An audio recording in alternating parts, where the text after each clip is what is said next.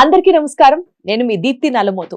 Gen Z ఉద్యమం recent గా జరిగిన తర్వాత జెన్జీ ఉద్యమంలో అంటే కాక్రోచ్ జనతా పార్టీని పక్కన పెడితే కాంగ్రెస్ పార్టీని రిప్రజెంట్ చేస్తూ పెద్ద పెద్ద వాళ్ళు రాహుల్ గాంధీ గారి దగ్గర నుంచి ఇట్లా ప్రియాంక గాంధీ గారి దగ్గర నుంచి చాలా మంది ఆ ఉద్యమంలో పాల్గొన్న from Andhra Pradesh, in fact from 2 Telugu రాష్ట్రాల నుంచి ఒక మహిళ విజయవాడ నుంచి గట్టిగా తన స్వరాన్ని వినిపించింది. అన్ని రోజులు ఆ ఉద్యమంలో ఆవిడ కూడా పాల్గొని నానా కష్టమైన సందర్భాలలో కూడా ఎన్ని గొడవలు, ఎన్ని ఉద్యమాలు.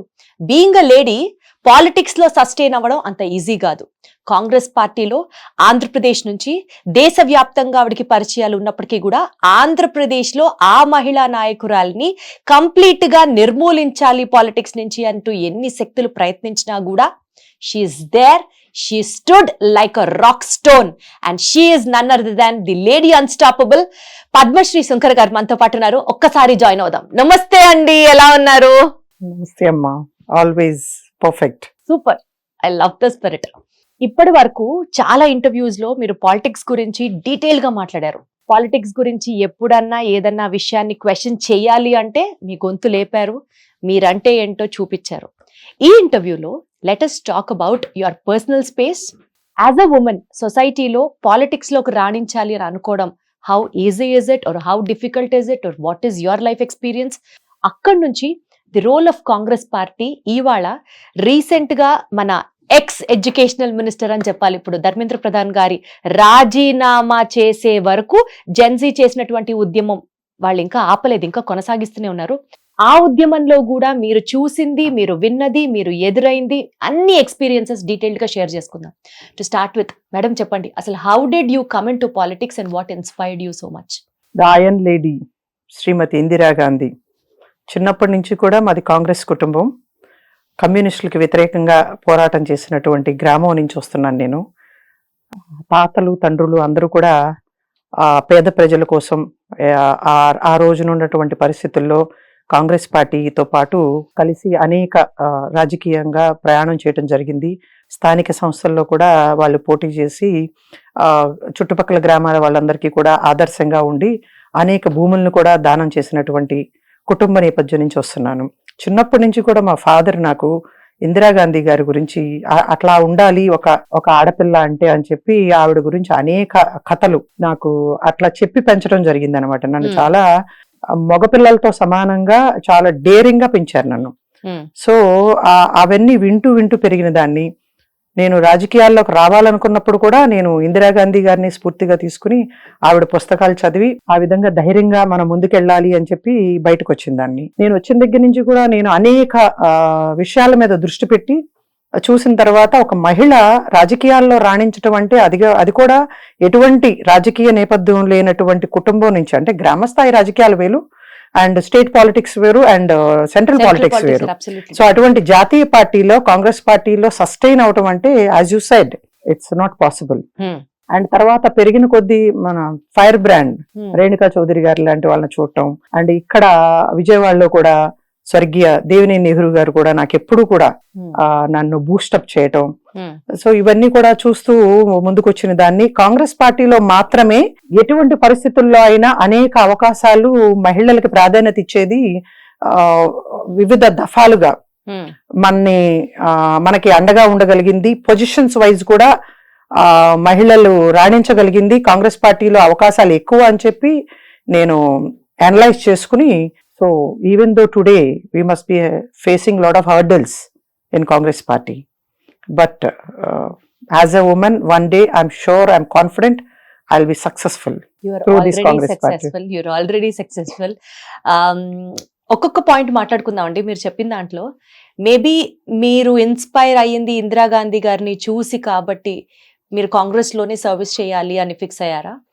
Are else Congress has personally మీ ఫ్యామిలీకి వాళ్ళకి ఏమన్నా ఒక రిలేషన్ ఉండడం వల్ల, లేకపోతే మన వాళ్ళు అక్కడ ఉన్నారు, అక్కడికి వెళ్తే మనం సస్టైన్ అవుతుంది మన పొలిటికల్ కెరియర్ అని మీరు ఎవరైనా భావించారా? ఐ మీన్ టు సే మీకు ఎవరైనా ఒక హెల్పింగ్ హ్యాండ్ ఉన్నారా కాంగ్రెస్ లో? నో అమ్మా, I have a emotional bonding with Congress party. Indira Gandhi గారి గురించి వింటూ పెరిగిన దాన్ని. అట్ ద సేమ్ టైం మా కుటుంబం నుంచి ఎవరు కూడా కాంగ్రెస్ పార్టీలో యాక్టివ్ గా లేరు, గ్రామ స్థాయిలో తప్ప. కానీ తర్వాత నేను వివిధ దశల్లో కాంగ్రెస్ పార్టీలో కంటెస్ట్ చేయటం కానీ, నన్ను రాష్ట్ర మహిళా అధ్యక్షురాలు చేసిన తర్వాత మొట్టమొదటిసారి 2017లో రాహుల్ గాంధీ గారితో, ఈ రోజున మన ఇద్దరం ఎలా అయితే ఐ టు ఐ కాంటాక్ట్ తో మాట్లాడుకుంటున్నామో అదే స్థాయిలో నేను రాహుల్ గాంధీ గారు నాతో మాట్లాడటం జరిగింది. That 7 minutes was more than enough. The truth what I have seen in his eyes. He is the leader. అంటే ఏదో ఒక ఉండాలి మనకి, ఆ ఎమోషనల్ బాండింగ్ ఉండాలి, ఆ నిజాన్ని మనం చూడగలగాలి. అది రాహుల్ గాంధీ గారిలో చూశాను నేను.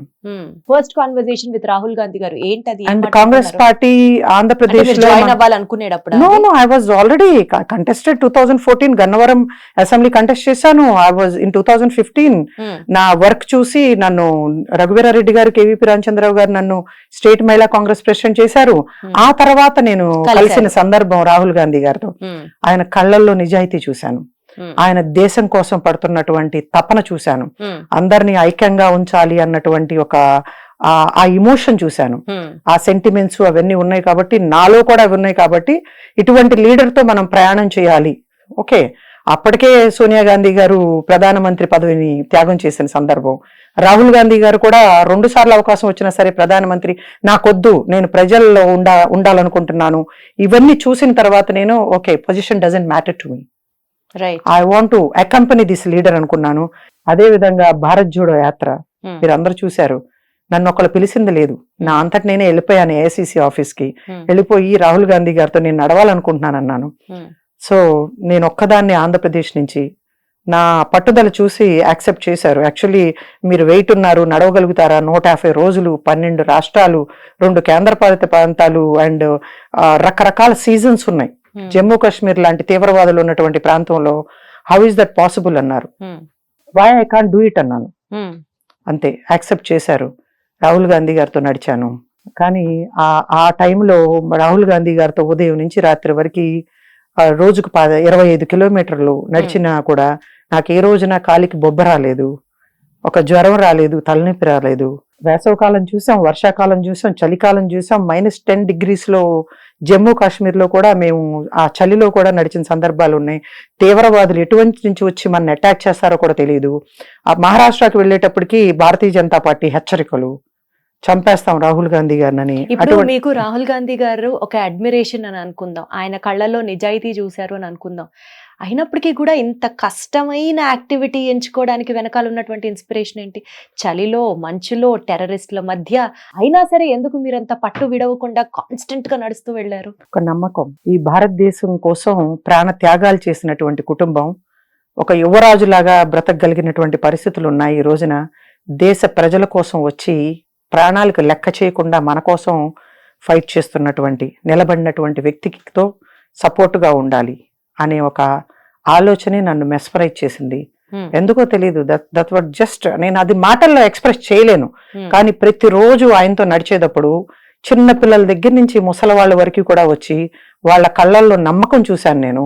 తెల్లవారుజామున చిన్న చిన్న పిల్లలు వచ్చి చలిలో రోడ్డు మీద నుంచుని నేను నడుస్తూ వాళ్ళని అడిగేదాన్ని, ఏంటి మీరు ఎవరి కోసం నుంచున్నారు అంటే, అంత చిన్న పిల్లవాడు, 2-3 సంవత్సరాల పిల్లాడు రాహుల్ గాంధీని చూడటం కోసం. అంటే నీకు రాహుల్ గాంధీ తెలుసా అంటే, ఎస్ ఐ నో హిమ్ అని రాహుల్ గాంధీ గారు వచ్చిన తర్వాత ఆయన ఆలింగనం చేసుకుని ముద్దు పెట్టుకుని, ఈయన కావాలనుకుని తెచ్చుకున్నది కాదు అది, వెళ్ళి కౌగులించుకుని ముద్దులు పెట్టి నేనేదో చేస్తాను అని చెప్పి ఆయన ఫాల్స్ ప్రామిసెస్ ఇచ్చింది కాదు. ప్రజలు ఆయన్ని స్వాగతించారు. ఈ దేశాన్ని కాపాడమని కులం మత విద్వేషాలు రెచ్చగొడుతున్నటువంటి ఒక శక్తికి వ్యతిరేకంగా ఒక యోధుల్లా ఫైట్ చేయమని చెప్పి ఆశీర్వదించి పంపిస్తా ఉంటే, అదంతా చూసిన తర్వాత position doesn't matter. Wonderful, wonderful. So Congress all India party, especially if you have to talk about Telugu states, మరీ ముఖ్యంగా మన ఆంధ్రప్రదేశ్ గురించి మాట్లాడితే, ఆ రోజు తీసుకున్నటువంటి ఆ డెసిషన్ కాంగ్రెస్ పార్టీ, మన ఆంధ్రప్రదేశ్ ప్రజలు దాన్ని హర్షించలేదు. ఇదంతా చరిత్ర గురించి మాట్లాడుకుంటూ వెళ్తే అదొక పెద్ద టాపిక్ అయిపోతుంది. I'm not going deep in to that. Andhra Pradesh లో ప్రజలు ఆ నిమిషానికి కాంగ్రెస్ పార్టీని వద్దు అనుకున్నారు. మీరు అదే పార్టీలో ఉన్నారు. జనాల మధ్యలోకి మీరు వెళ్ళి ఒక ప్రాబ్లం గురించి మీ వాయిస్ రైజ్ చేస్తున్నప్పుడు, ఆల్రెడీ కాంగ్రెస్ పార్టీ అంటే డిస్ఇంట్రెస్ట్ ఉన్నటువంటి ఆంధ్రప్రదేశ్ ప్రజల మధ్య మీరు ఎలా సర్వైవ్ అయ్యారు? Wasn't it so hard? I want to make it very clear through you Suman TV. మీరు అడిగిన క్వశ్చన్ ఇట్స్ వెరీ రియలిస్టిక్ అనమాట. ప్రజలు వద్దనుకోలేదు. మా నాయకులు కాంగ్రెస్ పార్టీని మోసం చేశారు. ఏ నాయకులైతే ఇన్ని సంవత్సరాలు కాంగ్రెస్ పార్టీని అడ్డం పెట్టుకుని పదవులు అనుభవించి డబ్బులు సంపాదించుకుని అన్ని అర్హతలు పొంది ఒక రాష్ట్ర విభజన అనే దానికి భయపడిపోయి కేవలం పదవుల కోసం వాళ్ళు ప్రజల మధ్యలోకి వెళ్ళి ఉన్న వాస్తవాలు తెలియజేయకుండా ఎన్నో సంవత్సరాలుగా తెలంగాణ ఉద్యమం నడుస్తా ఉంది. సో జాతీయ పార్టీలుగా అది ఒప్పుకున్నదే. ఈవెన్ కాంగ్రెస్ కి సహకరించింది భారతీయ జనతా పార్టీ కూడా. ఆ రోజున పార్లమెంటులో ఒక ఓటు 2 రాష్ట్రాలు అన్నటువంటి వెంకయ్య నాయుడు గారు ఉన్నారు, ఆ చిన్నమ్మను కూడా గుర్తు పెట్టుకోమన్నటువంటి సుష్మా స్వరాజ్ గారు ఉన్నారు. వీళ్ళందరూ కూడా చేసింది మరి రాష్ట్ర విభజనలో భాగస్వాములే కదా, పార్లమెంటు సాక్షిగా తీసుకున్నటువంటి నిర్ణయాలు కదా. కానీ ప్రజల్లో ఒక భావోద్వేగాన్ని రెచ్చగొట్టినటువంటి ప్రాంతీయ పార్టీలు చంద్రబాబు నాయుడు, జగన్మోహన్ రెడ్డి లాంటి వాళ్ళందరూ కూడా అనుకూలంగా లేఖలు ఇచ్చారు. ఒక సిపిఎం తప్ప అన్ని పార్టీలు రాష్ట్ర విభజన చేయమని చెప్పి మరి 2 కళ్ళ సిద్ధాంతం అని చెప్పి ఒక పక్కన తెలంగాణ వెళ్లి అక్కడ మోసపూరితమైనటువంటి మాటలు మాట్లాడి ఇక్కడ మేము అనుకూలం అని చెప్పి ఇన్ని మాట్లాడినటువంటి వ్యక్తులు ప్రజల భావోద్వేగాలను రెచ్చగొట్టి వాడుకున్నారు. ఆ టైంలో కాంగ్రెస్ పార్టీలో ఎవరైతే పదవులు అనుభవించారో రాష్ట్ర విభజన చేసినటువంటి సందర్భాన్ని అనేక మంది తెలంగాణలో ప్రాణాలు పోగొట్టుకున్నటువంటి మన బిడ్డల త్యాగాలను గాని వీటన్నిటినీ కూడా చాలా ఒక మాతృ భావంతో సోనియా గాంధీ గారు చలించిపోయి ఆ డెసిషన్ తీసుకోవాల్సి వచ్చింది అనేది అందరికీ తెలిసిందే. మా వాళ్ళు తీసుకెళ్లటంలో ఫెయిల్ అయ్యారు, ప్రజల మధ్యలోకి వెళ్ళటానికి భయపడ్డారు. అంతే తప్ప కాంగ్రెస్ పార్టీని ప్రజలు వద్దనుకోలేదు. ఈ రోజున శంకర్ పద్మశ్రీ 2014 రాష్ట్ర విభజన అప్పటి నుంచి కూడా ప్రతి ఊరు వాడ ప్రతి జిల్లా రాష్ట్రం అంతా కూడా కొన్ని పదుల సంఖ్యలో తిరిగాను. అనేక ఇష్యూస్ మీద ఫైట్ చేశాను. కర్నూలు నుంచి శ్రీకాకుళం వరకు కూడా, కడప లాంటి ప్రాంతానికి కూడా వెళ్ళి అక్కడ ఉన్నటువంటి సమస్యలను నేను ఫైట్ చేస్తాను. ఎవరు నన్ను చీ అనలేదే, ఎవరు నన్ను వద్దనుకోలేదే, స్వాగతిస్తా ఉన్నారే. మరి ఇది ఎవరు తప్పైపోయింది? నాయకులు తప్పైంది. సో అందుకనే ప్రజలు ఈ రోజుకి కూడా స్వాగతిస్తా ఉన్నారు. మీరు కాంగ్రెస్ పార్టీని రిప్రజెంట్ చేస్తూ జనాల్లోకి వెళ్తున్నప్పటికీ కూడా మీకు ఎలాంటి వాళ్ళ వైపు నుంచి ఆ డిస్ఇంట్రెస్ట్ కానీ ఆ హేట్రెడ్ కానీ మీరు ఎదుర్కోలేదు అంటున్నారు. నోవే. భారత్ జోడో యాత్రలో రాహుల్ గాంధీ గారు ఆంధ్రప్రదేశ్ లో 4 రోజులు నడిచినప్పుడు ప్రజలు ఎంతమంది తరలి వచ్చారో, లక్షలాది మంది ఏ విధంగా ఆలింగనం చేసుకున్నారో, ఆశీర్వదించారో మనందరం చూసాం.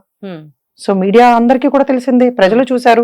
మరి నేను ఇండివిజువల్ గా బయటకు వెళ్ళిన అనేక సందర్భాల్లో చూస్తున్నాం. అనేక సమస్యలపైన 2014 నుంచి ఒక్కోసారి ఒంటరిదాన్ని అర్ధరాత్రి పూట కూడా రోడ్డు మీదకి వచ్చి కూర్చున్న సందర్భాలు ఉన్నాయి. నన్నెవరు చీ అనలేదు, నన్నెవరు అటాక్ చేయలేదే కాంగ్రెస్ పార్టీ అని చెప్పి. సో మా నాయకులు ఫెయిల్ అయ్యారు తప్ప ప్రజలు ఎవరు కూడా కాంగ్రెస్ పార్టీని వద్దనుకోలేదు. ఈ రోజుకి కూడా పదవులు అనుభవించినటువంటి అందరూ కూడా హైదరాబాద్ లోనో బెంగళూరులోనో ఎక్కడో ఢిల్లీలో వెళ్ళి గాంధీ ఫ్యామిలీ చుట్టూతా ప్రదక్షిణాలు చేస్తున్నారు తప్ప ప్రజల మధ్యలోకి వెళ్ళి సమస్యల పైన ఫైట్ చేస్తే, ప్రజలకు అండగా ఉంటే ఎప్పటికీ కాంగ్రెస్ పార్టీకి ఆదరణ ఉంటుంది. రైట్. ఈ పాయింట్ గురించి కొంచెం లేట్ గా మాట్లాడుకుందాం, బికాజ్ మళ్ళీ ఆ టాపిక్ దగ్గరికి వద్దాం. టూ మచ్ ఆఫ్ పాలిటిక్స్ అయిపోతుంది కాబట్టి మీ గురించి చెప్పండి. సో బీయింగ్ అ లేడీ, సరే మీ నాన్నగారి మాటల నుంచి మీరు ఇన్స్పిరేషన్ తీసుకొని ఇందిరాగాంధీ గారిని చూసి మీరు కాంగ్రెస్ పార్టీలో జాయిన్ అయ్యారు, అంత స్ట్రాంగ్ లీడర్ అవ్వాలని అనుకున్నారు. చిన్నప్పుడు నాన్నగారి దగ్గర ఉండేటప్పుడు ఒకలాంటి తీరు ఉంటుంది. As we grow up in life as a woman we have other also responsibilities with us. మరి మీకు మీ next half of the life లో మిమ్మల్ని ఎలా సపోర్ట్ చేశారు? ఇలా పాలిటిక్స్ లోకి ఇంత యాక్టివ్ గా పార్టిసిపేట్ చేస్తాను అని అనుకున్నప్పుడు మీరు అనుకోలేదా ఇది నాకు అవసరమా? అంటే మేబీ నేను కూడా హాయిగా ఉండుండొచ్చు, I can still serve people కదా, ఎందుకు నాకు ఇంత టఫ్ థింగ్ అని మీరు ఎప్పుడు అనుకోలేదా? నాది లవ్ మ్యారేజ్ అమ్మా. My husband knows my aspirations from the day one. I made it very clear. మనం క్లియర్ గా మన ఫ్యామిలీ మెంబర్స్ కి మన ఆలోచన చెప్పటంలో అది వాళ్ళు సపోర్ట్ ఇస్తారు అని నేను బలంగా నమ్ముతాను. పెళ్ళప్పుడే చెప్పేశారు, లవ్ చేసుకునే before only 6 years we were friendly and later we got married. And marriage చేసుకున్న తర్వాత కూడా నాకు ఇప్పుడు ఈ రోజున 23 సంవత్సరాలు కొడుకున్నాడు. My son also understood what are my aspirations. ఈ రోజుకి కూడా నన్ను అడుగుతా ఉంటారు, ఏంటి రాహుల్ గాంధీ గారిని పప్పు అంటున్నారు, అమ్మా you still believe in Rahul Gandhi? He questions me many a times. My husband is asking me, so many leaders are jumping here and there. Why you are still with Congress party? అంటే ఆయన ఏంటంటే నన్ను టెస్ట్ చేస్తున్నారు వీళ్ళు, నేను ఎంత ధైర్యంగా ఉన్నాను, ఇంకా నేను ఎలా ముందుకెళ్ళగలుగుతాను అన్న దాని మీద నా స్టెబిలిటీని వాళ్ళిద్దరూ కూడా క్వశ్చన్ చేస్తున్నారని నేను అనుకుంటున్నాను. అఫ్ కోర్స్ మన పక్కన ఉన్న వాళ్ళే మన క్వశ్చన్ చేయాలి, మన కరెక్ట్ చేయాలి, but they never left to support మీ కదా. Till today my moral support, financial support, everything comes from my family. Wonderful wonderful. అయితే మీకు మోస్ట్ టఫెస్ట్ సిచ్యువేషన్ ఏంటి మేడం పాలిటిక్స్ లోకి మీరు వచ్చిన తర్వాత? డెఫినెట్లీ మీరు అన్స్టాపబుల్, డెఫినెట్లీ మీరు ఐరన్ లేడీ, అవి పక్కన పెడితే ఏదో ఒక చిన్న చిన్న మూమెంట్స్ అయితే ఉంటాయి, మనకి బాధేస్తుంది. At the end of the day even we are humans, emotions ఉంటాయి. అరే ఏంటిది అని ఒక డిస్హార్టెండ్ ఫీలింగ్ అనేది వస్తుంది కదా. సో మీరు అలాంటిది చూసింది ఏంటి? నా కోసం నేను ఎప్పుడు ఫీల్ అవ్వలేదమ్మా, టు బి ఫ్రాంక్. కానీ నా చుట్టూతా ఉన్న వాళ్ళని ఇప్పుడు ఉన్నటువంటి ప్రభుత్వాలు ఏదో ఒక ఇష్యూ మీద ఇబ్బంది పెట్టిన రోజు మాత్రం డెఫినెట్ గా నేను ఫీల్ అయ్యాను వాళ్ళ ఫర్ కోసం. ఎగ్జాంపుల్ కానీ అంటే మోడీ గారు వచ్చినప్పుడు నల్ల బలూన్స్ ఎగరేసినటువంటి పరిస్థితి, నేను యాక్చువల్లీ గ్యాస్ బలూన్స్ ఎగరేయలేదు, జస్ట్ బ్లాక్ బలూన్స్ తో వెళ్ళాను. అక్కడ పోలీసులు కూడా వాటిని క్యాచ్ చేసి పగలగొట్టేశారు, దాంట్లో గ్యాస్ ఏమి లేదు. అండ్ నా ఇంటి దగ్గర పనిచేసే వ్యక్తుల దగ్గర నుంచి నా స్టాఫ్ ను గాని నాకు అనుకూలంగా ఉండే వాళ్ళందరినీ కూడా లిఫ్ట్ చేసి తీసుకొచ్చి అప్పటికప్పుడు వాళ్ళందరినీ కేసులో ఇరికించి ఎన్ఐఏ ఇన్వెస్టిగేషన్, మోడీ గారి మీద మేము హత్యా ప్రయత్నం చేశామని, అటువంటిది అర్ధరాత్రి 3 గంటల వరకు కూడా. And I believe in justice అనమాట. సో జడ్జి గారు టెక్నికల్ పాయింట్స్ తీసుకుని మాకు బెయిల్ ఇచ్చారు కానీ, బట్ ఇట్ వాజ్ రియల్లీ చాలా బాధపడ్డాను నేను ఆ రోజున. అంటే నేను ఈ రోజున మీకు వచ్చినటువంటి ట్రీట్మెంట్ గురించి మీరు అంటున్నారా? ఎగ్జాక్ట్లీ, నా చుట్టూతా ఉన్న వాళ్ళని ఇబ్బంది పెట్టిన దాని గురించి. నా కుటుంబ సభ్యులు ఏనాడు కూడా నన్ను 40 పైగా కేసులు పెట్టారు, ధర్నా కేసులు. అయినా గానీ నా కుటుంబ సభ్యులు ఎప్పుడు కూడా నా కోసం పరిగెత్తుకుంటా రాలేదు. పోలీస్ స్టేషన్లకు వచ్చినప్పుడు ఎవరినైనా చూపించమనండి, ఫాలోవర్స్ వచ్చారు, పార్టీ సింపథైజర్స్ వచ్చారు, అంతే తప్ప వాళ్ళు ఎప్పుడు భయపడలేదు. కానీ నా చుట్టూతా ఉన్న వాళ్ళని ఎప్పుడైతే కావాలని చెప్పి కేసుల్లో ఇరికించి వాళ్ళని ఫ్యామిలీ మెంబర్స్ మరి వాళ్ళు ఇబ్బంది పడతారు కదా, ఏమైపోతుందో అని చెప్పి అన్ని వందల కొద్ది పోలీసు వాహనాలు రాజమండ్రి సెంట్రల్ జైలుకి పంపించడానికి కూడా ప్రిపేర్ అయిపోయి ఆ విధంగా గవర్నమెంట్ పనిచేసినప్పుడు obviously I was worried about my people.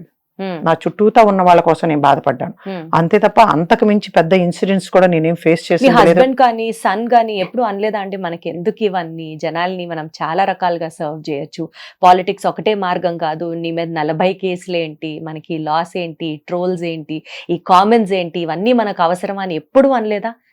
అది కూడా ఒకలాంటి లవ్వే కదా. No never. And Deepti, I have seen you, మిమ్మల్ని చాలా ట్రోల్ చేశారు. అండ్ అమరావతి ఉద్యమంలో I have seen you how you have gone through. And అదేంటంటే మీ డ్యూటీ మీరు చేశారు, కానీ అక్కడ రైతుల్లో వచ్చినటువంటి వాళ్ళ చాలా పెద్ద స్టోరీ. నేను అసలు ఆ రోజు రైతుల్ని నేను జస్ట్ కన్నా లక్ష్మీనారాయణ గారి బయట తీసుకొని ఆయన చెప్పింది కెమెరా స్టూడియో రూమ్ కి అప్పచెప్పిన వెంటనే there started hysteric mob. I have seen and you have not stopped it kada, still you are in the media. I am in the media but not at least in the public. No, it's okay, but you are asking me questions like this means you will be facing tomorrow, you will be trolled also. ఏంటి నన్ను troll చేసే వాళ్ళు మిమ్మల్ని కూడా troll చేస్తారు కదా, but still you are doing this podcast and all. So you are brave enough, lady unstoppable like that. You are brave enough and we'll continue like this. So family, మీకు కూడా మీ family member support ఎంత ఉందో నేను social media ద్వారా చూస్తానే ఉన్నాను. That's more than me for me, like because I'm in a public life. ఇప్పుడు even ఈ రోజుకి కూడా ఢిల్లీ వెళ్ళినప్పుడల్లా ఏదో ఒక ప్రొటెస్ట్ లో నేను పార్టిసిపేట్ చేస్తానే ఉంటారు. You have seen me in Gen Z all 5 days. ఆ రోజున యువత మీద అంత క్రూరంగా దాడి చేసిన రోజున కూడా నేను అక్కడే ఉన్నాను. అండ్ ఈవినింగ్ ఎవరు ఇంకొకళ్ళు అయితే పారిపోతారు, నేను మళ్ళీ ఈవినింగ్ వెళ్ళి ఆల్మోస్ట్ నైట్ 12 o'clock వరకు వాళ్ళ మధ్యలో తిరిగాను.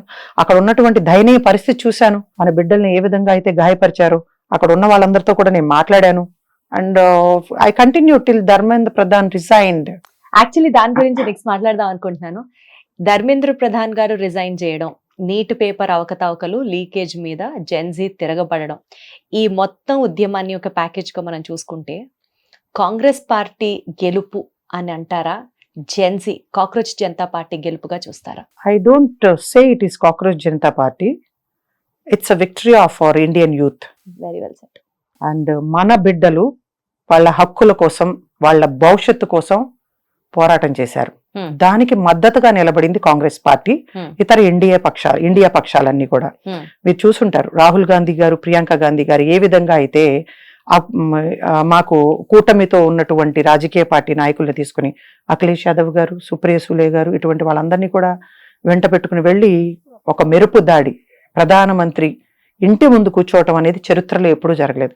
ఆ రోజున ప్రత్యక్షంగా నేను అక్కడే ఉన్నాను వాళ్ళతో పాటు కలిసి. మీడియాకి తెలియని మీరు అక్కడ ఉండి చూసిన నిజాలు ఏమన్నా చెప్పండి మాకు. భయపడలేదు, వేలాది మంది పోలీసు, మాకంటే ఎక్కువ మంది పోలీసులు వచ్చారు, చాలా థ్రెటన్ చేశారు. ఈ పరిస్థితిలో గనక మీరు ఇక్కడి నుంచి వెళ్ళకపోతే ప్రాణాలు పోయే పరిస్థితి అన్నట్టు నేను చూస్తా ఉన్నాను. అయినా లెక్క చేయకుండా అంత స్ట్రాంగ్ గా ప్రియాంక గాంధీ గారు, రాహుల్ గాంధీ గారు, మల్లికార్జున ఖర్గే గారు, ఇతర నాయకులందరితో నుంచి నిలబడి చేస్తున్నటువంటి పోరాటం చూశాను. మీడియా చూపించిన వరకే బయటికి కనిపడి ఉండొచ్చు, కానీ వాళ్ళల్లో ఉన్నటువంటి ధైర్యం, మీరు తోటాలు పేల్చినా సరే ఇక్కడి నుంచి కదలం, మా బిడ్డల కోసం మేము దేనికైనా సిద్ధంగా ఉన్నాను అని ఒక హెచ్చరిక రాహుల్ గాంధీ గారు, ప్రియాంక గాంధీ గారు ఇచ్చారు చూసారా.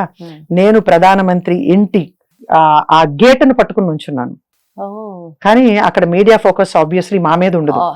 సో పెద్ద పెద్ద నాయకులు ఉన్నారు, వాళ్ళు అలా అంత ధైర్యంగా నిలబడబట్టే మేము కూడా నిలబడగలిగాము. సో ఆ ధైర్యం మాకు ఇచ్చింది వాళ్ళు.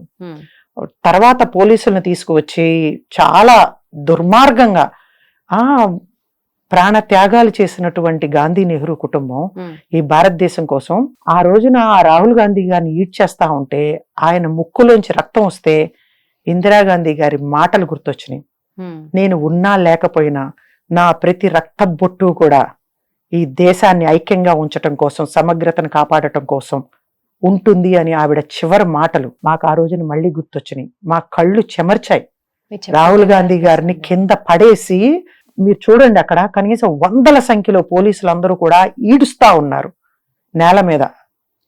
మేము రాజకుమారుల్లా చూసుకుంటాం, కానీ ఆయన ఆ విధంగా చేస్తూ ఉంటే ప్రియాంక గాంధీ గారిని కూడా కింద పడేసి ఈడుస్తూ, ఎంత చండాలం అంటే మగ పోలీసులు ఆమెను పట్టుకుని వెనక నుంచి ముందు నుంచి కూడా తోస్తా ఉంటే చిరునవ్వు చెక్కు చెదరకుండా రాహుల్ గాంధీ గారు, ప్రియాంక గాంధీ గారి మొహం నుంచి పోలీసుల్ని ఒక్క మాట కూడా అనకుండా కేవలం మన దేశం కోసం వాళ్ళు చేసినటువంటి వీరోచిత పోరాటం మా అందరికీ స్ఫూర్తి. బట్ మాకు గాంధీ నెహ్రూ ఫ్యామిలీ స్ఫూర్తి. వాళ్ళతో కలిసి దేనికైనా సిద్ధంగా ఉన్నాం. మిమ్మల్ని పోలీసులు అండ్ వన్ మోర్ థింగ్, ఆ రోజున రాహుల్ గాంధీ గారిని ఎక్కడికో స్టేడియం కి తీసుకెళ్లారు.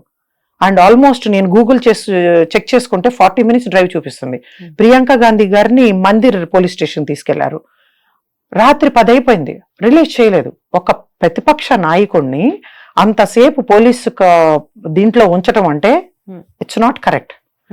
మళ్ళీ తర్వాత ఒక 10 minutes తర్వాత ప్రియాంక గాంధీ గారు బయటకు వచ్చిన తర్వాత గాని నా మనసు కుదుట పడలేదు. ఆమెను చూసిన తర్వాత అయినా సరే ఒక ఆడపులిలాగా ఆమె పోలీస్ స్టేషన్ బయటకు వచ్చి మీడియాతో మాట్లాడినటువంటి అదొక గర్జన, అది ఒక హెచ్చరిక.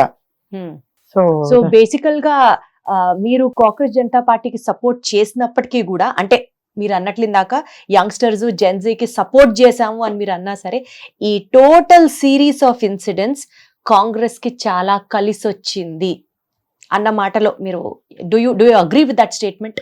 ఆబ్వియస్లీ ప్రజల కోసం ఎవరైతే ప్రాణాలకు తెగించి పోరాటం చేస్తారో అది ప్రతి ఒక్కరికి కలిసి వస్తుంది. అది చరిత్ర చెప్తా ఉంది. అంటే ఒకప్పుడు ఇలాంటి సినారియో సరే సేమ్ ఇదే ఆమ్ ఆద్మీ పార్టీ కాంగ్రెస్ ని టేక్ ఓవర్ చేసినప్పుడు కూడా దిస్ వాజ్ ద సినారియో. ఇవాళ రోజున మీరు బీజేపీకి అగేన్స్ట్ గా ఫైట్ చేస్తున్నప్పుడు కూడా same situation history repeating it self లాగా చూస్తున్నారా అని అడుగుతున్నారు. ఎగ్జాక్ట్లీ కదా, ఇది డెఫినెట్ గా కాంగ్రెస్ పార్టీకి కలిసి వచ్చినటువంటి అంశమే. అన్నిటికీ మించి స్పాంటేనియస్ గా ద యాక్షన్ స్పీక్స్. అప్పటికప్పుడు రాహుల్ గాంధీ గారు, ప్రియాంక గాంధీ గారు వీళ్ళు పాపం మన యువత ఎంతమంది రోడ్ల మీదకి వచ్చి అంత క్రూరంగా వాళ్ళని హింసించినా, మన బిడ్డల రక్తం కళ్ళ చూసినా, ఆడపిల్లల పైన లాఠీలు జులిపించిన, పార్లమెంట్ జరుగుతున్నటువంటి సమయంలో టియర్ గ్యాస్ వదిలి వాళ్ళని ఇబ్బంది పెట్టిన, మర్మాంగయాల మీద కూడా దాడి జరిగిందమ్మా. ఆడపిల్లలకి చాలా ఇబ్బందులు పడ్డారు. అటువంటి సిచ్యువేషన్స్ అన్ని చూసినా గానీ ఒక ప్రతిపక్ష నాయకుడిగా రాహుల్ గాంధీ గారు పార్లమెంటును స్తంభింప చేయటమే కాదు, మనకు అనుకూలంగా ఉన్నటువంటి పార్టీ నాయకులందరినీ కలుపుకొని ప్రధానమంత్రి ఇంటి ముందు చేసినటువంటి ఆ ధర్నా ఉంది చూసారా, that's a turning point, that's it. And prime minister has to come down. అంతకుముందు కేబినెట్ సమావేశంలో కూడా చెప్పారు కదా, మా దగ్గర రాజీనామాలు ఉండవని చెప్పి. ఏమి భయపడలా, భయపెట్టలా? యువతతో పాటు కాంగ్రెస్ పార్టీ కూడా దీన్ని ప్రధానమైనటువంటి అంశంగా తీసుకుంది. పార్లమెంటు బయట లోపల, అదే విధంగా ప్రధానమంత్రి ఇంటి ముందు చేసినటువంటి ఈ ప్రొటెస్టులే వీటన్నిటికీ కూడా కలిసి వచ్చి మన యువత విజయం సాధించారు. సూపర్. అయితే ఆ యువత చేసేటువంటి యాజిటేషన్ ఇంకా కంప్లీట్ గా ఫుల్ స్టాప్ పడినట్లుగా కనిపించట్లేదు. ఇప్పుడు తిరిగి మళ్ళీ రిజర్వేషన్ వ్యవస్థ మీద వాళ్ళు అలాగే స్పందిస్తున్నారు. సో కాంగ్రెస్ ఈ విషయంలో కూడా సపోర్ట్ చేస్తుంది ఆ యువతకి. We are already fighting in the parliament for reservations అమ్మా. సో 3 అంశాలు డిమాండ్స్ పెట్టడం జరిగింది actually Gen Z. Even Rahul Gandhi గారు కూడా అదే మాట్లాడారు. అంటే రాహుల్ గాంధీ గారు కూడా సపోర్ట్ చేస్తున్నారు. Dharmendra Pradhan resignation and after that యువత ఎవరి మీద కూడా కేసులు పెట్టకూడదు, పెట్టిన కేసులన్నీ కూడా విత్డ్రా చేసుకోవాలి and Amit Shah has to apologise. ఈ రోజు కూడా మీరు చూస్తే ప్రియాంక గాంధీ గారు మాట్లాడారు. ఇప్పటికీ కూడా బీహార్ లో గాని వెస్ట్ బెంగాల్ లో గాని నిన్నటి నుంచి ఆ ఎజిటేషన్స్ లో పాల్గొన్న యువకుల్ని ఎంతో మందిని ఇళ్లపైన దాడి చేసి అరెస్టులు చేస్తా ఉన్నారు, కేసులు పెడతా ఉన్నారు. ఆడపిల్లల తల్లిదండ్రులకి ఫోన్ కాల్స్ వెళ్తా ఉన్నాయి, బెదిరింపు కాల్స్ వెళ్తా ఉన్నాయి, బెదిరిస్తా ఉన్నారు.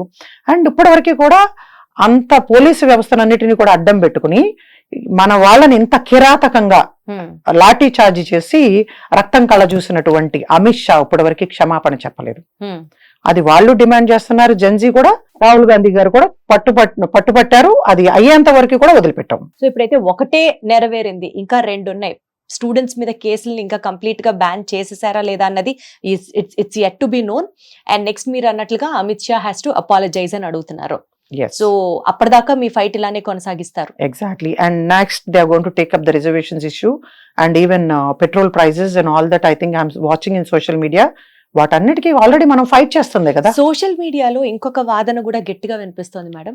ఇప్పుడు మీరు ఎలా అయితే మీ సపోర్ట్ ని కాక్రోచ్ జనతా పార్టీకి అందించారో, this party as a whole, అంటే సపోర్ట్ చేసే పార్టీలు, చేస్తున్న వాళ్ళు అందరూ, వీళ్ళందరికీ వెనకాల ఫండింగ్ వచ్చేది వేరే వేరే దేశాల నుంచి, దేశ ద్రోహుల నుంచి అని వినిపిస్తోంది. ఈ నేపథ్యంలో కాంగ్రెస్ కూడా దేశద్రోహానికి పాల్పడుతోంది అంటూ సోషల్ మీడియా వేదికగా కొంతమంది ప్రచారం చేస్తున్నారు. దీన్ని మీరు ఎలా చూస్తారు? భారతీయ జనతా పార్టీకి వ్యతిరేకంగా మాట్లాడిన ప్రతి ఒక్కళ్ళు వాళ్ళ మోడీ అమిత్ షా దృష్టిలో దేశద్రోహులే, పాకిస్తానీయులు. సో ఆ లక్షలాది మంది యువత రోడ్డు మీదకి వచ్చి వాళ్ళ హక్కుల కోసం, ప్రజాస్వామ్యం కల్పించినటువంటి హక్కుల కోసం కానీ వాళ్ళ భవిష్యత్తు కోసం పోరాటం చేస్తే వాళ్ళు దేశద్రోహుల, తీవ్రవాదులా? నేను ఆ రోజున లాఠీ చార్జ్ జరిగినటువంటి తెల్లారి కూడా ఒంటి నిండా గాయాలతో మన బిడ్డలు అక్కడ జంతర్ మంతర్లో ట్రీట్మెంట్ కూడా తీసుకోకుండా ధర్నా చేస్తా ఉంటే నేను వెళ్ళి వాళ్ళని పలకరించినప్పుడు ఒక యువకుడు చెప్తా ఉన్నాడు, అమ్మా మేము దేశద్రోహులమా, మేము ఈ దేశంలో ఉండటానికి అర్హత లేదా, మాకు ప్రజాస్వామ్యం, మాకు ఈ హక్కు, మనకు రాజ్యాంగం ఈ హక్కు కల్పించలేదా అని చెప్పి అడుగుతా ఉంటే ఒక పాలకులుగా, ప్రజాప్రతినిధులుగా ఏమి సమాధానం చెప్పాలో అర్థం కాని పరిస్థితి. అంటే మనం భారతదేశంలో నివసిస్తున్నందుకు సిగ్గుపడాల్సినటువంటి మన బిడ్డలు ప్రశ్నిస్తా ఉంటే సిగ్గుపడతా ఉన్నాం. మోడీ గాని అమిత్ షా గాని అసలు ఏ రోజునైతే ప్రజల్లో తిరుగుబాటు మొదలైందో ఆ రోజునే రాజీనామా చేయాలా. అఫ్ కోర్స్ పేపర్ లీక్ జరిగింది కదా, ఇన్ని రోజులు ఎందుకు మన బిడ్డల ప్రాణాలతో చెలగాటమాటం? ఎంతమంది ఆ పేపర్ లీక్ జరగటం వల్ల 40 మంది స్టూడెంట్స్ ఆత్మహత్యలు చేసుకున్నారు. వాళ్ళకి సమాధానం చెప్పాల్సింది పోయి మనం లాఠీలు జులిపిస్తామా, రక్తం కళ్ళ చూస్తామా, ప్రాణాలు తీయటానికి కూడా మనం వెనకాడమా? మీరు అక్కడే ఉన్నారు కదండి ఆ రోజు. అసలు ఫస్ట్ స్టూడెంట్స్ ఈ టేర్ గ్యాస్, స్టూడెంట్స్ వాళ్ళ మీద పెప్పర్ స్ప్రే చేయడం ఫస్ట్ అట్లా జరిగిందా, లేకపోతే పోలీసులు వీళ్ళని అటాక్ చేసిన తర్వాత వీళ్ళు కాస్త రెచ్చిపోవడం జరిగిందా? Exactly order of all nonsense అమ్మా. ఇది ఆల్రెడీ ప్రీ ప్లాన్డ్. భారతీయ జనతా పార్టీ భయపెట్టాలి. ఫస్ట్ వాళ్ళు ఎప్పుడైనా ఏం చేస్తారంటే భయపెట్టాలి అనే ప్రయత్నం చేస్తారు. పాత వెహికల్స్ అన్ని తీసుకొచ్చి అక్కడ పెట్టి వాళ్ళంతటా వాళ్ళు రియల్ పోలీసులా లేకపోతే భారతీయ జనతా పార్టీకి చెందినటువంటి గుండాలా ఎవరికి అర్థం కావట్లేదు. చాలా మందికి నేమ్ ప్లేట్స్ కూడా లేవు. అంటే పాత వెహికల్స్ అన్ని తీసుకొచ్చి అక్కడ పెట్టి ఆ వెహికల్స్ అన్నిటి కూడా బయట వ్యక్తులు వచ్చి పగలగొడతా ఉన్నారు. యువతకి ఏం అవసరం? అక్కడ బ్యారికేడ్స్ ఉన్నాయి. అండ్ ఈవెన్ నేను చూస్తున్నాను మమ్మల్ని కూడా ఆ దాంట్లో నుంచి మనకి బాంబ్ టెస్టర్స్ ఇవన్నీ ఉంటాయి కదా, వాటిల్లోంచే మన స్క్రీనింగ్ చేసి స్కాన్ చేసి పంపిస్తున్నారు కదా. దాంట్లోంచే నేను వెళ్ళాను, బయటకు వచ్చాను కదా. ప్రతి చోట కూడా చుట్టూతా కూడా అవి పెట్టినప్పుడు స్కానర్స్, ఆ స్కానర్స్ లోంచి యువత అందరూ కూడా లోపలికి వెళ్తున్నారు, బయటకు వస్తున్నారు. దాంట్లో కనిపిస్తాయి కదా వాళ్ళ దగ్గర మారణాయుధాలు ఉన్నా ఇంకేదున్నా గానీ. సో ఈ బయట నుంచి కావాలని చెప్పి వీళ్ళు గూండాలను పంపించి పాత వెహికల్స్ అన్ని తీసుకొచ్చి అక్కడ వాటిపైన దాడులు చేయించి యువత తిరుగుబాటు చేశారు అని చెప్పి ఒక కథ అల్లే ప్రయత్నం, ఒక drama. What happened also. And మీరు చూస్తే పోలీసులు కావాలని చెప్పి రెచ్చగొట్టి ఈ విధంగా దాన్ని ఏదో ఒక రకంగా భగ్నం చేయాలి అన్న ఆలోచనతో భారతీయ జనతా పార్టీ చేసినటువంటి కుట్రది. నిజంగా పిల్లలకి ఎవ్వరికీ కూడా అక్కడ ఇటువంటి ఆలోచన లేదు. వాళ్ళు కేవలం వాళ్ళ హక్కుల కోసం మాత్రమే వాళ్ళు ఒక వాయిస్ రేజ్ చేశారు. చాలా శాంతియుత ప్రదర్శన అది. కాకపోతే ఏంటంటే భారతీయ జనతా పార్టీ ఫెయిల్ అయింది అక్కడ. సోషల్ మీడియాలో కొంతమంది ఇన్ఫ్లుయెన్సర్స్, ఎస్పెషలీ మన తెలుగు ఇన్ఫ్లుయెన్సర్స్ గురించి మాట్లాడితే ఆ మాటకు వస్తే, పాపం పిల్లలకి దెబ్బలు తగిలాయి అంటూ బాధపడుతూ ఇట్లా పోస్ట్ పెట్టగానే వాళ్ళ మీద దాడి. మీరందరూ ఫండెడా, మీరందరూ పెయిడా? అయ్యో, మన జవాన్ల మీద పిల్లలు దాడి చేస్తే మీకు దేశభక్తి ఉండాల్సింది పోయి పాపం పిల్లలు అనుకుంటూ మాట్లాడతారా? ఇద్దరో ముగ్గురో ఎవరో ఒకళ్ళు కనీసం నోరు తెరిచి వాళ్ళ యొక్క ఒపీనియన్ ని ఎక్స్ప్రెస్ చేస్తే వాళ్ళ మీద కూడా దాడి జరిగే ప్రయత్నం జరిగింది. అసలు where are we leading to? ఈ సోషల్ మీడియాకి భయపడే చాలా మంది చెప్పాలనుకున్న అభిప్రాయాలను కూడా చెప్పలేని పరిస్థితి. ఏమవుతుందంటే ఈ భారతీయ జనతా పార్టీ అధికారంలోకి వచ్చిన తర్వాత ఫేక్ అకౌంట్స్ బాగా ఎక్కువగా వాళ్ళు సోషల్ మీడియా ద్వారా కూడా ఓపెన్ చేసి ఈ ట్రోల్ చేయటం కానీ, చాలా అసభ్యకరంగా బూతులు తిట్టడం కానీ, ఇంకా it's attacking on the family members also అనమాట. అది గత ప్రభుత్వంలో ఉద్యమాలు చేసేది ఇప్పటికీ మాలాంటి వాళ్ళ మీద ఎంతో ట్రోల్ చేస్తున్నాం. మేము పట్టించుకోం. బట్ కొంతమంది సెన్సిటివ్ పీపుల్ ఉంటారు అనమాట. కెరియర్ గురించి ఆలోచించే వాళ్ళు ఉంటారు, వాళ్ళు ఫ్యామిలీ మెంబర్స్, చిన్నపిల్లలు ఉంటారు. వాళ్ళందరూ కూడా ఫీల్ అవుతా ఉంటే obviously they take it a bit emotional అనమాట. సో దాని వల్ల మాట్లాడలేని పరిస్థితి. బట్ ఏదేమైనా కానీ, but hats off, lot of celebrities have responded. Absolutely. And even the public have responded. నేను చూసాను అక్కడ ఎంతో మంది తెలుగు వాళ్ళు, పిల్లలు చాలా మంది యువత వచ్చి అక్కడ అందరితో కలిసి ప్రొటెస్ట్ చేసిన సందర్భాలు చూసాం. ఢిల్లీ చుట్టుపక్కల ప్రాంతాల నుంచి, ఉత్తరప్రదేశ్ కానీ, రాజస్థాన్ కానీ, ఇంకా డిఫరెంట్ పంజాబ్ నుంచి కూడా విపరీతంగా రాగలుగుతారు. మన దగ్గర నుంచి రావాలంటే కూడా కష్టం అవుతుంది. So transportation also is a problem. Exactly. మన దగ్గర కూడా అనేక మంది పిల్లలు, ఇప్పుడు తెలుగు వారు ఒక ఫ్యామిలీ వచ్చారు, ఆవిడ మదర్ ఎంత బాధపడ్డారు అంటే పాపం పొలాలు అమ్ముకుని చదివించినటువంటి పరిస్థితులు ఉన్నాయి. ఇంకా ఎగ్జామ్ రాయలేక పిల్లలు కూడా ఎంత డిస్టర్బ్ అవుతారండి. మా అబ్బాయి నీట్ రాసి అది క్యాన్సిల్ అయిందని, మంచి స్కోర్ వచ్చిన తర్వాత క్యాన్సిల్ అయ్యి రీనీట్ రాసాడంటే ఆ మెంటల్ ట్రోమా ఆ స్టూడెంట్ కే కాదు, family also has gone through that. Exactly. But ఏంటంటే మనం అవేర్నెస్ తీసుకురావాలి. ఇక్కడ ఏమైంది, ఆంధ్రప్రదేశ్కి వచ్చేటప్పటికి అధికారంలో ఉన్నటువంటి చంద్రబాబు నాయుడు గారు, పవన్ కళ్యాణ్ గారు, అండ్ ఇప్పటికీ భారతీయ జనతా పార్టీతో సీక్రెట్ అఫైర్ నడుపుతున్నటువంటి జగన్మోహన్ రెడ్డి గారు, వీళ్ళెవ్వరూ కూడా మాట్లాడలేదు. పిల్లల పైన లాఠీ చార్జ్ జరిగిన నెక్స్ట్ డేనే చంద్రబాబు నాయుడు గారు వచ్చి మోడీ గారిని కలిసి వచ్చారు. ఎందుకు కలిసారో అది ఎవరికి తెలియదు అనుకోండి ఈ రోజు వరకు కూడా. But nobody has raise the voice. కనీసం ఒక్క మాట మాట్లాడలేదు. ఇలా జరగటం అనేది దురదృష్టకరం అని చెప్పి బాధ కూడా వ్యక్తం చేయలేదు. అండ్ పవన్ కళ్యాణ్ గారు రీసెంట్ గా ఢిల్లీ వచ్చి ప్రెస్ మీట్ పెట్టారు. నేను అందరి వాడిని, భారతదేశం అంతా నాదే అని చెప్తా ఉన్నటువంటి వ్యక్తి మరి ఈ రోజున కనీసం ఒక్క మాట మాట్లాడలేదు. అంటే మరి why are they scared about Modi? అదే అనిపిస్తా ఉంది మనకి. కానీ ఇక్కడి నుంచి, ఆంధ్రప్రదేశ్ నుంచి ఇతర అనేక పొలిటికల్ పార్టీలకు చెందినటువంటి వాళ్ళు నాకు ఫోన్లు చేయటం జరిగింది. మేము రావాలనుకుంటున్నాం మేడం అని చెప్పి. ఎక్కడ దాకా ఎందుకు, అస్సాంలో ఉన్నటువంటి బీజేపీ మంత్రి కూతురు ప్రత్యక్షంగా ఈ ఉద్యమంలో పార్టిసిపేట్ చేయడం జరిగింది. She raised slogans against Modi. అస్సాంకి చెందినటువంటి Bharatiya Janata party present minister daughter అనమాట.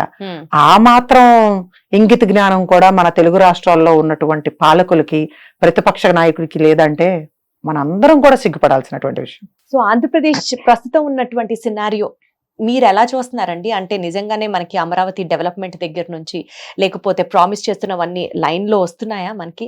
అవి really Andhra Pradesh progressing in the right path, being in Congress are being as a lady politician? How do you foresee Andhra's future?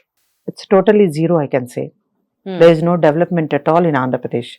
ఈ ప్రాంతీయ పార్టీలు రెండు కూడా ఒకళ్ళ మీద ఒకళ్ళు బురద జల్లుకోవటం, బూతులు తిట్టుకోవటం తప్ప అసెంబ్లీలో కూడా ఎవరూ కూడా రాష్ట్ర సమస్యల గురించి మాట్లాడే పరిస్థితి లేదు. అండ్ ఎలాగూ ప్రతిపక్ష నాయకుడు అసెంబ్లీకి వెళ్ళనని చెప్పి అతను బయటకు రావట్లేదు. ఇక అధికార పార్టీ విచ్చలవిడితనం అయిపోయింది. అమరావతి ఇష్యూ చూసుకుంటే అన్ని వేల ఎకరాలు, అన్ని గ్రామాల్లో ఉన్నటువంటి రైతులు, మేమందరం కూడా అమరావతి రాజధాని కోసం మనకు గుండెకాయ లాంటిది అని చెప్పి ఢిల్లీ దాకా కోవిడ్ టైంలో ప్రాణాలకు తెగించి ఉద్యమాలు చేసినటువంటి వాళ్ళం.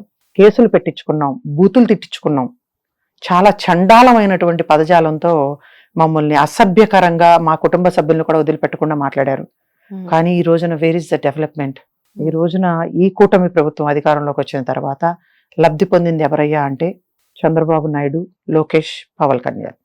చంద్రబాబు నాయుడు, లోకేష్ నేమో అప్పటి వరకు నీకు సొంత ఇల్లు లేదు అని అప్పటి ఉన్నటువంటి జగన్ ప్రభుత్వం మాట్లాడిందని చెప్పి వాళ్ళ నాయకులు మాట్లాడారని ఈ రోజున కొన్ని 500 కోట్ల రూపాయలతో ఒక ఇల్లు కట్టుకుంటా ఉన్నాడు ఇక్కడ అమరావతి రాజధానిలో. అండ్ పవన్ కళ్యాణ్ గారు స్పెషల్ ఫ్లైట్ కొనుక్కున్నారు. అంతకుమించి నాకేం కనిపించట్లేదు ఇక్కడ. ఇప్పుడు ఆ నిధులు ఇవ్వకుండానే భోగాపురం ఎయిర్పోర్ట్ ఓపెన్ అయింది అంటున్నారా? అట్లా మాట్లాడుకుంటూ ఉంటే development that was there from a long time that process అమ్మా. ఇప్పటికీ కూడా అక్కడ ఉన్నటువంటి రైతులు మొన్న రీసెంట్ గా ప్రొక్లైన్లతో వాళ్ళందరినీ కూడా రైతులందరినీ కూడా మాకు కాంపన్సేషన్ ఇవ్వలేదని వాళ్ళు ప్రొటెస్ట్ చేస్తా ఉంటే ప్రొక్లైన్లతో లేపేసి ఇసిరిపారేశారు కదా. బలవంతంగా ఇవన్నీ కూడా ఏదో డెవలప్మెంట్ చేస్తున్నట్టు చూపిస్తా ఉన్నారు. ఒక ఎయిర్పోర్ట్ వస్తే డెవలప్మెంట్ జరుగుతుందా? ఎయిర్పోర్ట్ లో ఎంతమందికి ఉద్యోగాలు అంటే మనకి పాయకానాలు గడిగే ఉద్యోగాలు ఇస్తారా ఏంటి మన బిడ్డలకి? ఇది కాదు కదా మనం కోరుకుంటా ఉంది. అవే కదా మన పిల్లలు ఇతర దేశాలు వెళ్ళి చేస్తుంది. దానికోసం బాధపడే కదా మన సొంతంగా మన రాష్ట్రాన్ని అభివృద్ధి చేసుకుందాము, రాజధాని నిర్మాణం చేసుకుందాము, కొత్తగా పరిశ్రమలు వస్తాయి, మనకి ఇన్స్టిట్యూషన్స్ వస్తాయి, మన బిడ్డలకి ఉపాధి విద్యా అవకాశాల కోసం బయట రాష్ట్రాలకు వలస వెళ్లకుండా ఇక్కడ పనిచేసుకుంటారు అని చెప్పి అన్ని వేల ఎకరాలు త్యాగం చేసింది రైతులు. 100% మేడం, అగ్రీడ్. మీరు ఆంధ్రప్రదేశ్ బిడ్డల కోసం, ఆంధ్రప్రదేశ్ భవిష్యత్తు కోసం చాలా సార్లు మీరు అన్నట్లుగా అవమానాలు అనుభవించారు, కేసులు పెట్టించుకున్నారు, చాలా చాలా చూశారు. 5 ఇన్స్టెన్సెస్ ఆంధ్రప్రదేశ్ వీటి గురించి అసలు ఆలోచించట్లేదు ప్రభుత్వం అని పాయింట్అవుట్ చేసేది ఏంటి మేడం? ప్రత్యేక హోదా, విభజన హామీలు అది వస్తేనే మన రాష్ట్రం అభివృద్ధి చెందుతుంది. పార్లమెంట్ సాక్షిగా తీసుకున్నటువంటి decision, we have to fight for it. అది వస్తేనే మన అమరావతి రాజధాని నిర్మాణం పూర్తి అన్ని హంగులతో జరుగుద్ది. అండ్ పోలవరం పూర్తి కావాలా. పోలవరం పూర్తి అయితేనే లక్షల ఎకరాలకి నీరు అందించగలుగుతాము. మన ఆంధ్రప్రదేశ్ సస్యశ్యామలంగా పంటలు పండించగలుగుతాం. ఈ రోజున చెప్తున్నాను, నారుమళ్ళు ఎండిపోతా ఉన్నాయి, రైతులకి నీళ్లు లేవు. నిన్న మేము గంగానమ్మకి జాతరలు నీళ్లు పోసి చేస్తా ఉన్నాం. అమ్మ కరుణించు అని చెప్పి ప్రభుత్వాలను డిమాండ్ చేసి మనం తెచ్చుకోవాల్సినటువంటి నీళ్ళని మరి దేవతలకి పూజలు చేసుకుని వాళ్ళకి అభిషేకాలు చేసి ప్రార్థన చేయాల్సినటువంటి దుస్థితి వచ్చింది. మరి మన బిడ్డలకి కొత్తగా పరిశ్రమలు వస్తేనే కదా. ఎక్కడో ఏదో గూగుల్ అంటున్నారు ఏదో ఉచితంగా భూములు ఇస్తాడంట, వీడబ్బా సొత్తు అయినట్టు లోకేష్ చెప్తా ఉన్నాడు. అతనిదేం పోయింది, 1,00,000 ఎకరాలు కార్పొరేట్ సంస్థలకు ధారాదత్తం చేశాడంట. దానివల్ల ఉపయోగం ఏంటి? ఏది కొత్తగా ఏం పరిశ్రమలు తీసుకొచ్చారో, దావోసులు ఇవన్నీ తిరిగి వచ్చారు కదా ప్రజాధనాన్ని దుర్వినియోగం చేసి. ఒక్క కంపెనీ ఏదొచ్చింది, ఎంతమందికి ఉద్యోగాలు ఇచ్చారో శ్వేతపత్రం రిలీజ్ చేయమనండి. మనకు రావాల్సినటువంటి ప్రత్యేక హోదా, విభజన హామీలాగా ద్వారా కేంద్ర ప్రభుత్వం వెనుకబడిన ప్రాంతాలకు ఇవ్వాల్సినటువంటి నిధులు రావాలి. మళ్ళీ మెట్రోస్ డెవలప్ కావాలి. ఇవన్నీ డెవలప్ అయితేనే కదా. పోర్టులు అన్ని కూడా అదానికి అంబానీకి అమ్మేస్తా ఉన్నారు, విమానాశ్రయాలను, పోర్టులు. వాటన్నిటినీ కూడా మన పరిధిలో ఉండి మనం డెవలప్ చేసుకుని కేంద్ర ప్రభుత్వం సహకారంతో నిధులు తెచ్చుకుని ఫైట్ చేసుకుని తీసుకొచ్చుకోవాల్సినటువంటి పరిస్థితుల్లో చంద్రబాబు నాయుడు ఊడిగం చేస్తా ఉన్నాడు. పవన్ కళ్యాణ్ సనాతన ధర్మం పేరుతో మోసం చేస్తా ఉన్నాడు ఆంధ్ర రాష్ట్ర ప్రజలు. ఈ రోజున కేంద్ర ప్రభుత్వం నిలబడిందంటే అది బీహారు, ఆంధ్రప్రదేశ్ వల్ల అని చెప్పి ప్రతి ఒక్కరికి అర్థమైంది కదా. సూపర్ 6 అన్న ఇప్పటి వరకు సరిగ్గా ఇంప్లిమెంట్ చేశారా? ఈ రోజు వరకు మన బిడ్డలకి మొదటి నుంచి కూడా కాంగ్రెస్ అప్పటి నుంచి కూడా ఇస్తున్నటువంటి పథకాలన్నీ కూడా సరిగ్గా అందిస్తున్నారు. ఆరోగ్యశ్రీ నిధులు ఇవ్వట్లేదని చెప్పి కార్పొరేట్ హాస్పిటల్లో సరిగ్గా వైద్యం అందట్లా.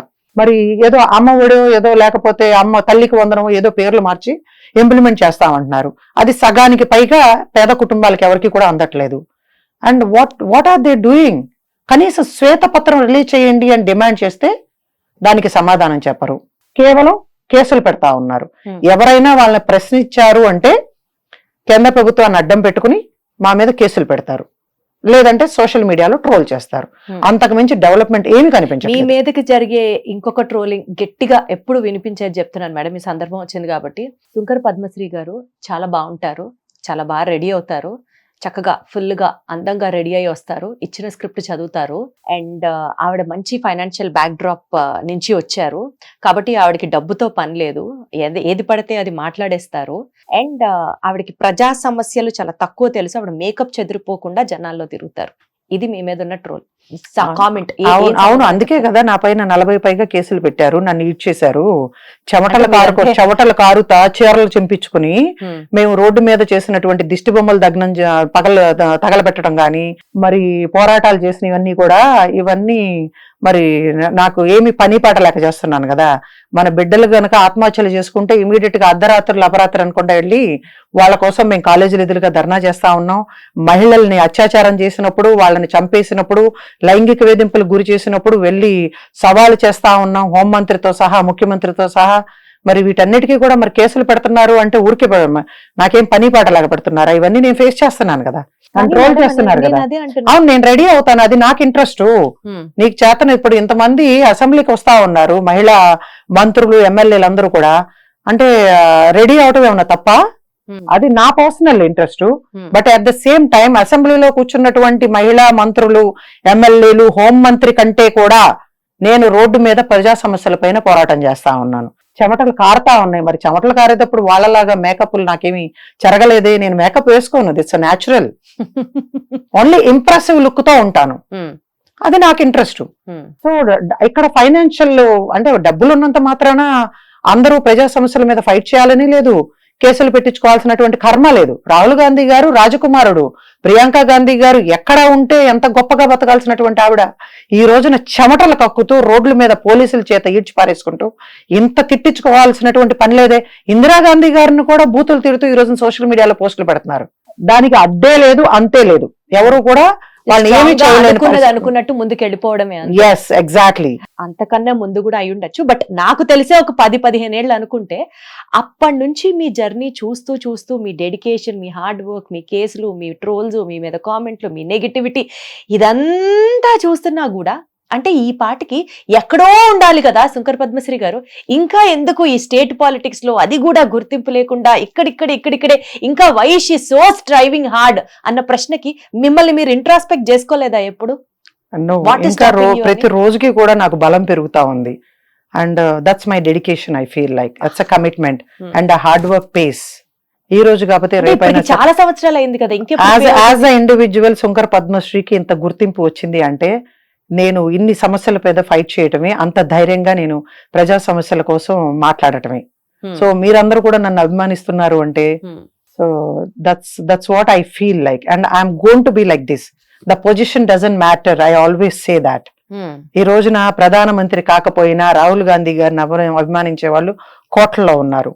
సో వాళ్లే ఆ విధంగా ఉన్నప్పుడు నేనెందుకు ఉండకూడదు అనేది మీరంతా డెడికేషన్ తో హార్డ్ వర్క్ తో పనిచేస్తున్న కాంగ్రెస్ పార్టీలోనే మీకు బోలెడన్ని అపోజిషన్ ఫోర్సెస్ ఉన్నాయని విన్నాను. దానికి ఎగ్జాక్ట్లీ. లేడీ అంటే ఆల్మోస్ట్ వెనక లాగే వాళ్ళు చాలా మంది ఉంటారు, ఈర్చిపడే వాళ్ళు ఉంటారు. మగవాళ్ళ కంటే ముందుకు వెళ్తా ఉంటే మన మీద వాళ్ళు చేయలేరు, మనం చేస్తున్నాం. సో వెనక లాగాలని ప్రయత్నం చేస్తా ఉంటారు. But nobody can succeed stopping మీ. మీకు తెలిసి మీ నోటీస్ లో ఉండి మిమ్మల్ని బాగా తొక్కడానికి ప్రయత్నం చేసిన సందర్భాలు ఏమైనా ఉన్నాయా? ఇప్పుడు షర్మిల వచ్చిన తర్వాతే నేను ఎక్కడ కనపడకూడదని చెప్పి ఆమె ప్రయత్నం చేసింది, నన్ను సస్పెండ్ చేయాలని లేఖలు పెట్టింది. Because I questioned her also. ఒక పొలిటికల్ పార్టీలో ఉండి ప్రజా సమస్యల మీద ఫైట్ చేసేటప్పుడు, ఒక రాజకీయ పార్టీలో, జాతీయ పార్టీలో, లక్షలాది మంది కార్యకర్తలు నాయకులు ఉన్నటువంటి పార్టీలో, త్యాగాలు చేసినటువంటి కుటుంబంలో ఒక కుటుంబ సభ్యులుగా ఉన్నటువంటి పార్టీలో నాయకులకి కార్యకర్తలకి అవమానించబడతా ఉంటే, అన్యాయం జరుగుతా ఉంటే ఐ క్వశ్చన్డ్ హర్. నేను అది బాధ్యత అనుకున్నాను. దానికోసం ఆమె నాకు పొజిషన్ ఉండకూడదు, నేను ఏపీసీసీ వర్కింగ్ ప్రెసిడెంట్ గా ఉంటే నా పోస్ట్ పీకిచ్చేసింది. But Shankar Padmashri never stopped కదా. రీసెంట్ గా కూడా రాహుల్ గాంధీ గారి పుట్టినరోజు నాడు ఈ దేశం కాపాడాలంటే రాహుల్ గాంధీ గారు ప్రధానమంత్రి కావాలి అని కింద ఈ ఏజ్ లో కూడా నేను శ్రీవారి మెట్లు మీదుగా తిరుమల కొండలెక్కి పాదయాత్ర చేశాను. రాహుల్ గాంధీ గారితో 4080 కిలోమీటర్లు. తెలిసింది, నేషనల్ మీడియా కవర్డ్ ఇట్ కదా. That we don't expect, but I have got appreciation from all the ACC leaders. And Rahul Gandhi గారితో 4080 కిలోమీటర్లు ఈ రాష్ట్రానికి చెందినటువంటి చంద్రబాబు నాయుడు గాని, జగన్మోహన్ రెడ్డి గాని ఎవ్వరూ కూడా ఇన్ని కిలోమీటర్లు నడిచింది లేదు. నేను దేశం అంతా పాదయాత్ర చేశాను. అది ఒక మోటివ్ తో, దేశాన్ని ఐక్యంగా ఉంచాలి అన్న ఒక ఆలోచనతో. So nobody can stop me. And నేను చెప్తున్నాను కదా మీ ద్వారా ఎవరు ఎన్ని కుట్రలు చేసినా సరే శుంకర పద్మశ్రీని ఆపలేరు. నేను ఇదే విధంగా ప్రజా సమస్యల పైన మాట్లాడతాను, రోడ్డు మీదకు వస్తాను. నాకు పదవులు అనేది శాశ్వతం కాదు, కానీ ఈ రోజున గుర్తింపు వచ్చిందంటే శుంకర పద్మశ్రీకి కాంగ్రెస్ పార్టీ వల్ల, నేను చేస్తున్నటువంటి పని వల్ల. పద్మశ్రీ గారు, మీరు ఏదన్నా అన్యాయం జరిగితే క్వశ్చన్ చేస్తారు, మీ వాయిస్ గట్టిగా వినిపిస్తారు, అసలు కష్టానికి వెనుకడిగేయరు. ఇన్ని క్వాలిటీస్ ఉన్నాయి కదా మీలో. మీరు ఇంకా కాంగ్రెస్ లోనే ఉండిపోయారు. వేరే పార్టీ వాళ్ళు మీకు ఎప్పుడు వెల్కమ్ చెప్పలేదా? టీడీపీ వాళ్ళు కావచ్చు, వైసీపీ వాళ్ళు కావచ్చు, మా పార్టీలో చేరండి అంటూ మిమ్మల్ని ఎప్పుడు ఆహ్వానించలేదా? That's a credibility of mine అమ్మా. టీడీపీ కూడా నన్ను ఆహ్వానించడం జరిగింది, ఈవెన్ వైసీపీ కూడా నన్ను ఆహ్వానించడం జరిగింది. కానీ ఈ రోజుకి కూడా నా కాన్ఫిడెన్స్ లెవెల్స్, నేను ఇంత ధైర్యంగా నేను ఫైట్ చేయగలుగుతున్నాను అంటే శుంకర పద్మశ్రీ జంప్ జిలానీ లాగా ఏ పార్టీకి వెళ్ళలేదు, ఇతర పార్టీల్లోకి వెళ్ళలేదు, ఎవరికి అమ్ముడు పోలేదు. కాబట్టి ఈ రోజుకి కూడా నేను ఎక్కడికి వెళ్ళినా, ఎటువంటి సిచ్యువేషన్స్లో అయినా సరే, ఇక్కడి నుంచి ఢిల్లీ నుంచి గల్లీ వరకు కూడా అన్ని పార్టీలకు చెందినటువంటి, పార్టీలకు అతీతంగా నాయకులందరూ కూడా అక్క అనో అమ్మ అనో లేచి నిలబడి నమస్కారం చేసి చాలా ఆప్యాయంగా పలకరిస్తారు. టీడీపీ వైసీపీ నుంచి కూడా all the parties. I don't have to name one party అనమాట. మీరు ఆ కాంగ్రెస్ పార్టీలో ఉండి పదవులు అనుభవించకపోయినా సరే ఆ క్రెడిబిలిటీ సంపాదించుకున్నారు అక్క అని చెప్పి వచ్చి మరి నన్ను పలకరిస్తారు. మా పార్టీలో చేరితే మీకు ఈ పదవి ఇస్తాము, ఈ పోస్ట్ ఇస్తాము అంటూ మీకు చాలా అన్ని సందర్భాలు ఉన్నాయి. Everybody has offered me. కానీ ఈ క్రెడిబిలిటీని, ఈ ఇమేజ్ ని నేను పోగొట్టుకోదలుచుకోవట్లేదు. సో ఇది ఇలానే ఉండాలి అని కోరుకుంటున్నాను. కాబట్టి నేను ఏ పార్టీలోకి కూడా వెళ్ళటం జరగలేదు. అంటే జనాలకి చేరువవ్వాలి అని అంటే ఎంతో కొంత పదవి కూడా అవసరమే కదా. మరి కాంగ్రెస్ పార్టీలో ఇలాగే కొనసాగితే ఏదో ఒక రోజు నాకు అవకాశం వస్తుంది. ఆ గుర్తింపు, ఆ గౌరవం, ఆ పదవులన్నీ కూడా కాంగ్రెస్ పార్టీ ద్వారా వస్తాయని చెప్పి నేను చాలా బలంగా నమ్ముతున్నాను. ఈ 10 సంవత్సరాలే కదా అయింది, ఇంకా నాకు చాలా ఏజ్ ఉంది. I'm still young. ఆప్టిమిజానికి కూడా పీక్స్ అంటే పీక్స్ అన్నమాట. ఇది చాలా నేర్చుకోవాలి పద్మశ్రీ గారు మిమ్మల్ని చూస్తూ ఉంటే. అసలు ఒకటి కాదు, రెండు కాదు, ప్రతి quality is what younger generation should look up to you and learn from you. Wonderful talking to you. Thank you so much. Padmashri గారు, మీకు అసలు అలుపు అనేది ఉండదా అండి? ఇలా కష్టపడి కింద పడి కేసులు పెట్టించుకొని ట్రోల్స్ అయ్యి పార్టీలోనే అపోజిషన్స్ వచ్చి మీకు అసలు అలుపు అన్నది రాదా? అంటే friends, personal life, personal space, ప్రతి మనిషికి ఇవి కూడా అవసరమే కదా. అన్ని ఉన్నాయి. నేను ఫ్రెండ్స్ తో టైం స్పెండ్ చేస్తాను, ఫంక్షన్స్ కి వెళ్తాను, షాపింగ్ కి వెళ్తాను. ఎప్పుడు ఇలాగే ఉండాలంటే మరి షాపింగ్ చేయాలి కదా. మీలాగా నవ్వుతూ చక్కగా ఉత్సాహంగా మనం ఇలా ఉండాలి. శుభ్రంగా 2 పూట్ల అన్నం తింటాను, నాకు నచ్చిన ఫుడ్ తింటాను, చక్కగా నిద్రపోతాను. ఎవరెన్ని మాట్లాడుకున్నా I don't care. I don't take it to my heart. You meditate or you do yoga? Nothing. Only sometimes weekly 2-3 times walk చేస్తాను అంతే. అంత స్ట్రిక్ట్ డైట్ అనేది కూడా ఏమీ లేదు నాకు. That's my strength, that's it. అసలు ఎట్లా అంత హార్డ్ గా ఉండగలుగుతారు? అంటే అంత హార్డ్ ఇన్ ద సెన్స్ అంత స్ట్రాంగ్ గా ఎట్లా ఉండగలుగుతారు? ఇప్పుడు ప్రతి చిన్నదానికి అమ్మాయిలు ఎస్పెషల్లీ డింగ్ అని ట్యాప్ ఓపెన్ అయిపోతూ ఉంటుంది కదా. అలాంటి వాళ్ళందరికీ యాజ్ అ మెసేజ్ మీ వైపు నుంచి ఏమిస్తారండి? నేను రాహుల్ గాంధీ గారు, ప్రియాంక గాంధీ గారు ఇబ్బంది పడిన రోజు మాత్రమే నాకు కళ్ళల్లోంచి నీళ్ళు వస్తాయి తప్ప, నా చుట్టూ ఉన్న వాళ్ళకి ఎవరికైనా అన్యాయం జరిగితే కళ్ళల్లోంచి నీళ్ళు వస్తాయి తప్ప, నన్ను ఎవరన్నా చంపటానికి వచ్చినా సరే నేను భయపడను, లెక్క చేయను, ఏడవను. అది అలా ఉండగలిగితే ధైర్యం వస్తుందా? వెనకాల చదువు ఉంటే ఆ ధైర్యం లేదమ్మా. నేను చాలా చిన్న రైతు కుటుంబం నుంచి వస్తున్నాను. నా హస్బెండ్ కూడా ఏదో స్మాల్ బిజినెస్ మ్యాన్. మీరు రండి, మా ఊరికి రండి, I'm inviting you. I'm living in a small house in my village, ఆత్కూర్లో, హైవే మీద ఉంటుంది. చాలా చిన్న ఇంట్లో ఉంటాను. ఆ రోజుకి ఈ రోజుకి కూడా ఆ ధైర్యం అక్కడి నుంచే వస్తుంది. నాకు ఏమి హంగులతో అవసరం లేదు. నేనేమో అందరిలాగా బెంజ్ కార్లు వాడను, చాలా సింపుల్ వెహికల్ వాడతాను. అంతకు మించి నాకేమి పెద్ద స్ట్రెంగ్త్ ఏంటి? పెద్ద ఫైనాన్షియల్ బ్యాక్గ్రౌండ్ కూడా లేదు. మీ స్ట్రెంగ్త్ ఏంటి? దమ్ము. ఎక్కడి నుంచి వస్తుందో అర్థం అవ్వట్లేదు అసలు. అండ్ అదే మీకు అలంకరణ కూడా. అసలు మీతో మాట్లాడుతుంటే ఎన్ని విషయాలు, పాలిటిక్స్, ఆఫ్ బీట్, అసలు టైమే తెలియలేదు. Stay the way you are madam, stay the way you are. And మీకు ఇంకా ఈ guts, energy, power and the strength to achieve everything రావాలని మనస్ఫూర్తిగా కోరుకుంటూ thank you so much Shankar Padmashri garu. Wish you Thank you good luck so much and keep smiling and be as you are. Thank you so much.